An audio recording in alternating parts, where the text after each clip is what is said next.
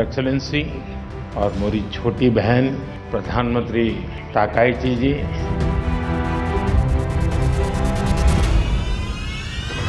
क्या जापान की प्रधानमंत्री साने ताकाईची का भारत दौरा सिर्फ एक औपचारिक मुलाकात है, या फिर दिल्ली में बंद कमरे के अंदर ऐसा कुछ तय हुआ जिसने बीजिंग की बेचैनी कई गुना बढ़ा दी है?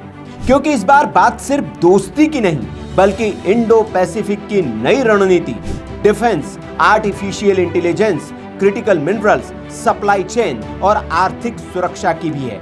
भारत और जापान ने कई महत्वपूर्ण समझौतों और सहयोग रोडमैप पर सहमति जताई। तो आखिर चीन को डर किस बात का है? आइए समझते हैं। नमस्कार, मैं हूं सुनील राउत और आप देख रहे हैं वीके न्यूज।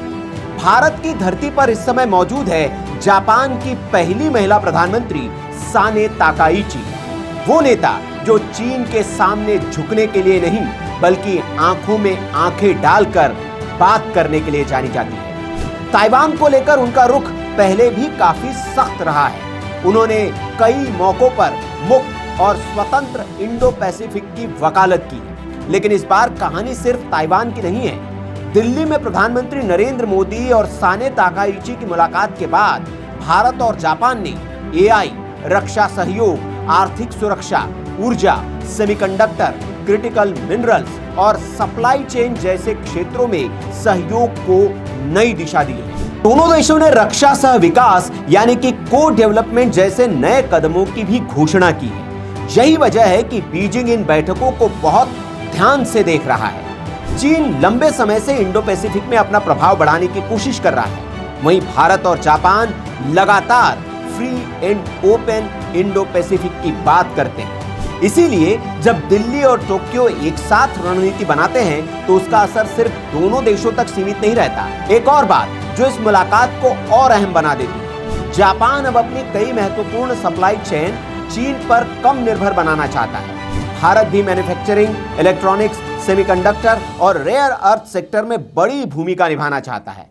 यानी अगर ये साझेदारी मजबूत होती है तो इसका असर पूरे एशिया की आर्थिक और रणनीतिक तस्वीर पर पड़ सकता है। दिलचस्प बात यह है कि दोनों देशों ने निवेश, टेक्नोलॉजी और इंडस्ट्रियल पार्टनरशिप को अगले स्तर पर ले जाने का रोडमैप तैयार किया है। जापान ने भारत में बड़े निवेश की अपनी दीर्घकालिक प्रतिबद्धता दोहराई है और दोनों देशों ने आर्थिक सुरक्षा को साझा प्राथमिकता बताया है।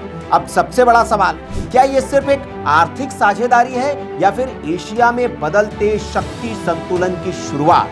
क्या भारत और जापान मिलकर ऐसा नया समीकरण बना रहे हैं जो आने वाले वर्षों में चीन की रणनीतिक चुनौतियों को बढ़ा सकता है? इसका जवाब आने वाला समय देगा, लेकिन इतना तय है, दिल्ली में हुई यह मुलाकात सिर्फ एक फोटो ऑप नहीं थी, इसके पीछे कई बड़े संदेश छिपे हुए हैं। तो आपका क्या मानना है? क्या भारत और जापान की बढ़ती रणनीतिक साझेदारी एशिया की राजनीति में बड़ा बदलाव ला सकती है?